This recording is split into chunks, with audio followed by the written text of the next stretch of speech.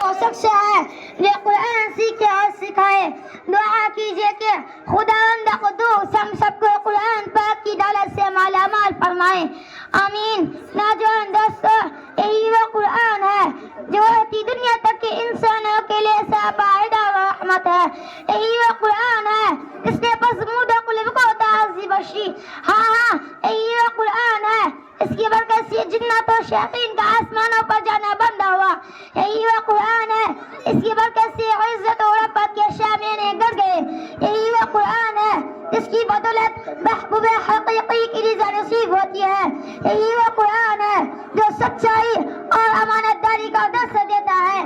یہی وہ قرآن ہے جس کی بدولت فاروق کو ایمان نصیب ہوا. یہی وہ قرآن ہے جس کی نظر پیش کرنے سے ساری دنیا عاجز و قاصر رہی. حضرات، یہی وہ قرآن ہے جس نے ضلالت و گمراہی کی دلدل میں پھنسی انسانیت کو رشد و ہدایت کا پیغام سنایا. محترم بزرگوں اور دوستو، آج کے دور میں حفظ کلام پاک کو بیکار سمجھا جاتا ہے کہ اس کے الفاظ اتنے اور یاد کرنے کو حماقت بتلایا جاتا ہے. کہا جاتا ہے کہ اس کا اتنا اور بے سمجھے پڑھنا بے سود ہے. افسوس افسوس، اس قرآن پاک کے بارے میں ہمارا یہ خیال ہے کہ جس کے بارے میں شہنشاہ بطحا جناب محمد رسول اللہ صلی اللہ علیہ وسلم نے ارشاد فرمایا کہ قیامت کے دن حافظ قرآن سے کہا جائے گا قرآن پڑھتا جا اور جنت کے درجوں پر چلتا جا اور ٹھہر ٹھہر کر پڑھ جیسا کہ تو دنیا میں ٹھہر ٹھہر کر پڑھا کرتا تھا. بس تیرا مقام اور ٹھکانہ وہی ہے جہاں آخری آیت تک پہنچے. یاد رکھو کہ قرآن دنیا کی سب سے بڑی نعمت ہے.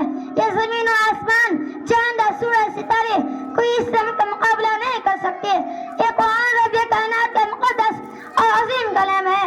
اور کیوں نہ جبکہ اس کا اتارنے والا خود خالق عظیم جس کے ذریعے اتارا گیا وہ بھی روح الامین اس ذات پر نازل ہوا، وہ بھی صادق الامین اس مقام پر نازل ہوا، وہ بلد الامین اس مہینے میں نازل ہوا، وہ تمام مہینوں سے افضل اسرار میں نازل ہوا، وہ ہزار راتوں سے افضل ہے.